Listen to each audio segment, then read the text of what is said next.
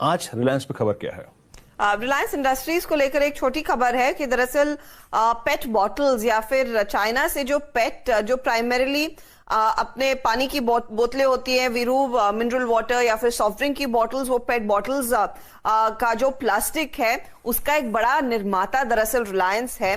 और इस पर एक डेवलपमेंट ये निकल कर आ रहा है कि भारत ने चाइना से जो बॉटल ग्रेड पेट इंपोर्ट होता था उस पर एंटी डंपिंग ड्यूटी लगा दी है।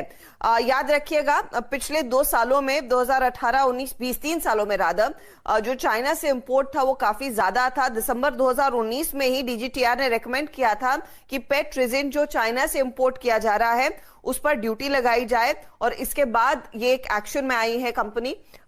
तो रिलायंस इंडस्ट्रीज आप रेडार पर रखिएगा। धनश्री पेट्रोकेम, ये 2 कंपनियां रेडार पर इसीलिए है क्योंकि इन्होंने ही दरअसल सरकार से अपील की थी कि इनके बिजनेस पर काफी ज्यादा इंपैक्ट पड़ रहा है चाइना से जो पेट इंपोर्ट किया जा रहा है उसके चलते। तो ये एक डेवलपमेंट रिलायंस के फेवर में तो जाएगी ही, और धनश्री वेंचर्स या फिर धनश्री पेट्रोकेम के लिहाज से भी इनके लिए एक पॉजिटिव है। तो दोनों ही स्टॉक्स आप फोकस में रखें, और ऑफ कोर्स लार्जेस्ट प्लेयर इस बिजनेस में भारत में रिलायंस इंडस्ट्रीज ही है।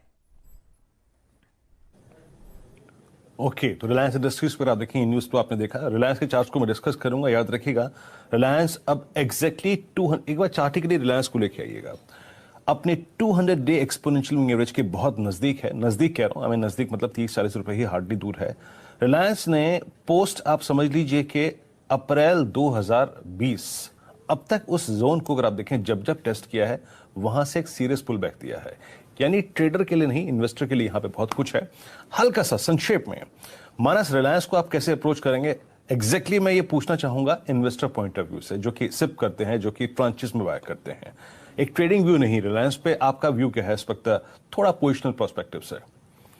देखिए, मेरा व्यू ये है कि जब हमने जनवरी और दिसंबर और जनवरी में एक करेक्शन देखा था उसमें स्टॉक ने ऑलरेडी पिछले मूव को 38.20% तक करेक्ट कर लिया था, और दूसरी इंपॉर्टेंट चीज थी उस करेक्शन में स्टॉक अपने 200 दिनों के मूविंग एवरेज के नीचे फिसला नहीं था। तो मेरे लिए तो वो लेवल बहुत इंपॉर्टेंट है। तो 1800 रुपए का लेवल ध्यान रखिए, जब तक इसके नीचे ना फिसले। इन्वेस्टिंग पॉइंट ऑफ व्यू से तो मैं समझता हूँ कि गिरावट पे खरीदारी करने के ही मौके हैं, क्योंकि मेरा मानना अभी भी यही है कि 2300 रुपए 2350 रुपए तक के लेवल्स आपको आने वाले 2 से 3 मंथ में रिलायंस में देखने को मिल सकते हैं। तो जो करेक्शन हमने देखा वो बढ़िया बाइंग अपॉर्चुनिटी है, और 1800 रुपए का स्टॉप लॉस रखिए और खरीदारी करिए।